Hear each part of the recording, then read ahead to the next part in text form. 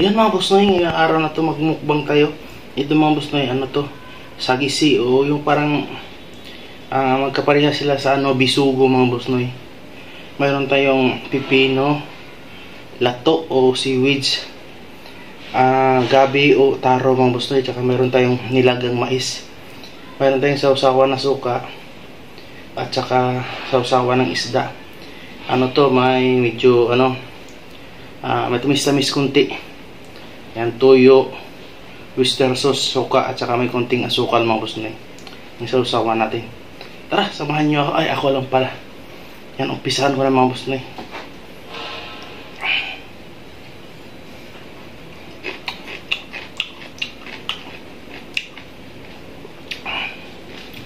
Itong isda mga boss noy, ano to? 7 grams. Nakabili ako sa Visoria. Mura lang.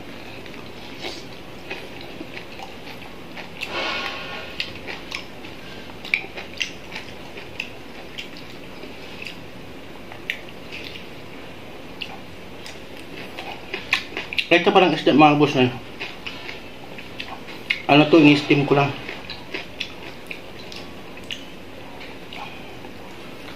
Tapos nagawa na lang ako ng sauce.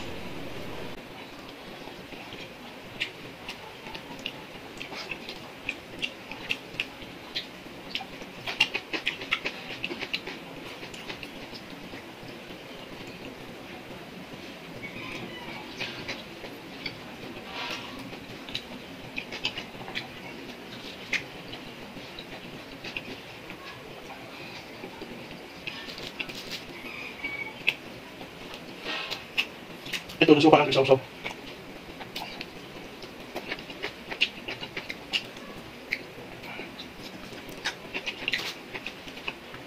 Sa amin ito mga boss noy, may dalawang klase ito. May yung pino-pino pa. Tinatawag namin na hum-hum. Pero parehas pa rin sila, green pa rin ng kulay.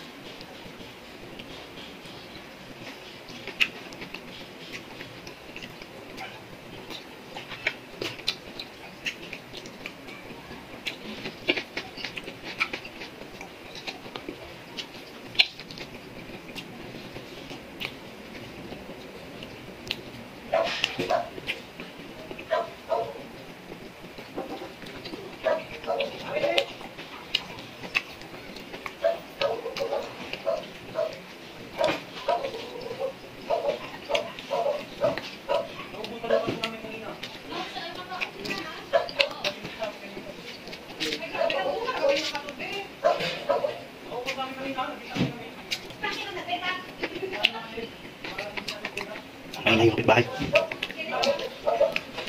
May aso pa ka, ulit ako.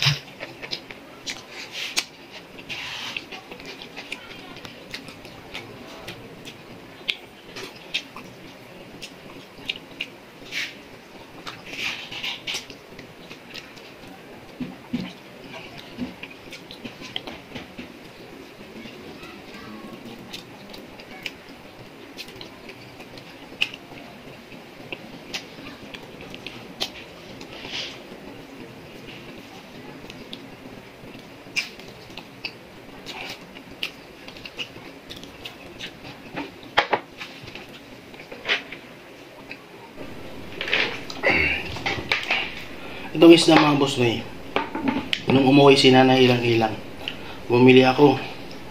Ganito yata kalaki yun. Isang ganito kalaki, tsaka maliit din. Isa.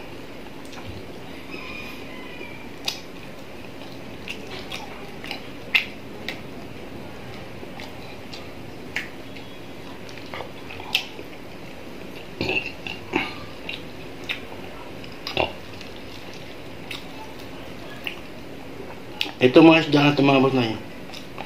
Pag sa arangki ka, hindi talaga makaka-press ko yan. Ito timing lang to na bili ko sa Divisoria. Medyo ano na, medyo ano naman din. Nahilog na to pero okay pa, good pa. Pag sa mga palengke talaga to, tulad ng arangki, malalaking palengke, bukod sa Divisoria. Ang kilo nito 350 to 400.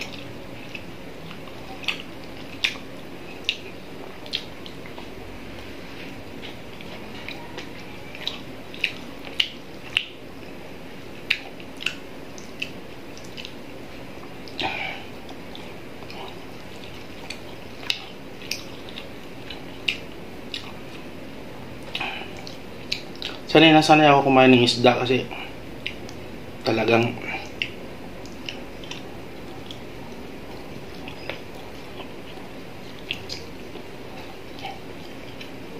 tabing dagat kami. At saka laging ulam may isda.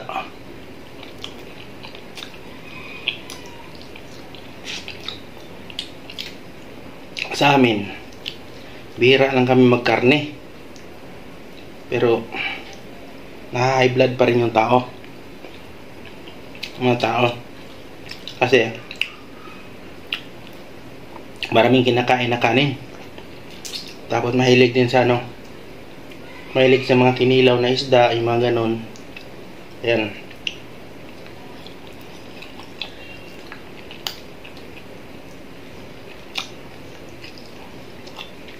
Saka mahilig sa maalat mga tao.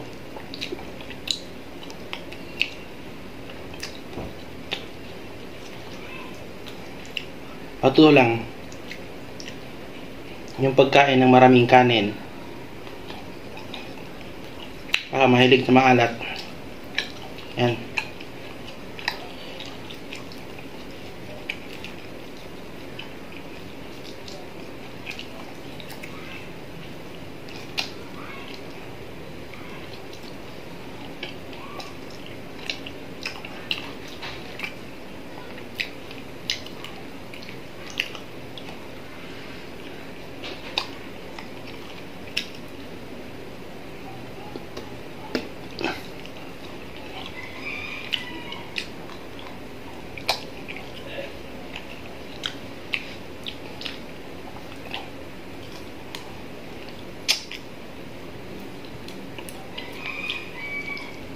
Tsaka yung ganon, yung kanina yung lato o seaweed, marami sa amin yan. Kaso lang, napakamura lang yan doon sa amin. Pero doon sa Manila, doon sa Manila dito sa Manila, mahal. 200 ang kilo to minsan may 80 160, 300 plus ang kilo. Doon sa amin mga kabos na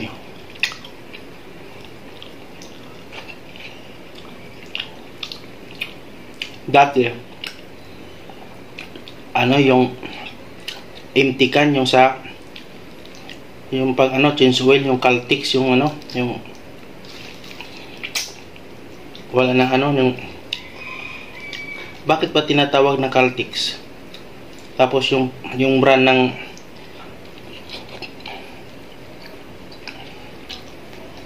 o hindi man Shell, tapos Caltex ang tawag sa amin.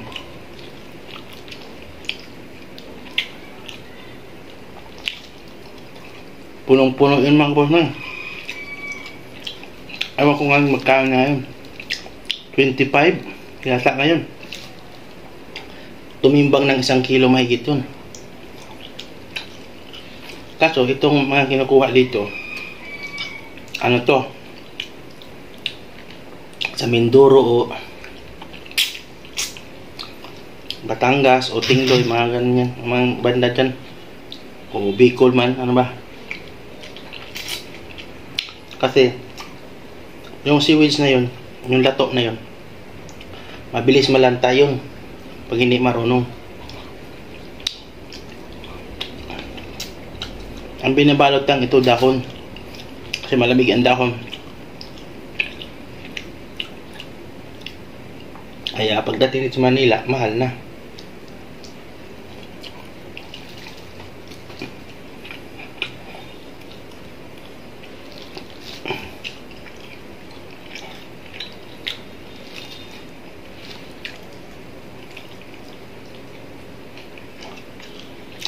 Luto mukbang. Di ba?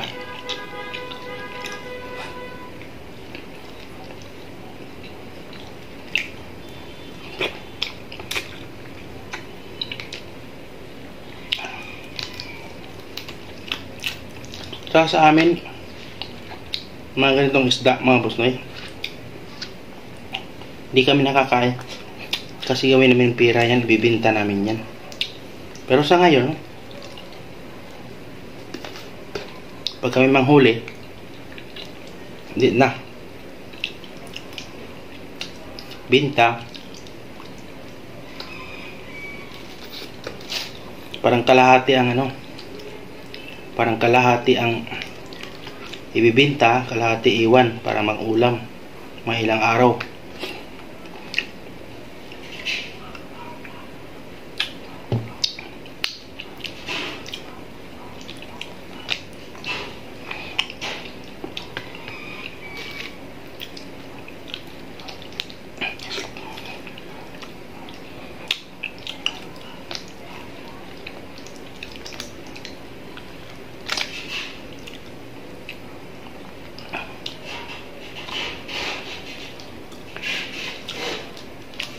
Itong isda na to sa mga malalalim.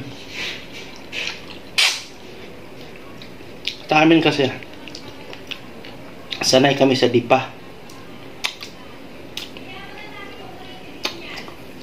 Ito mga nasa mga 70 na dipa, 80 yan.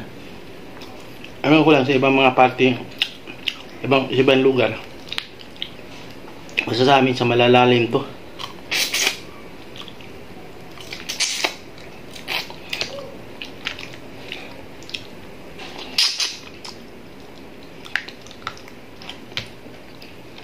Simot. Oh.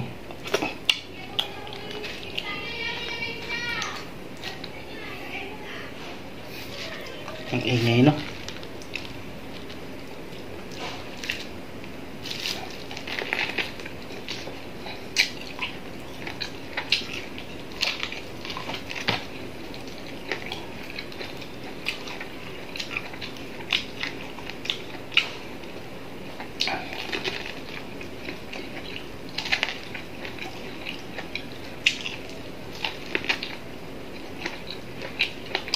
Yan, mga siya.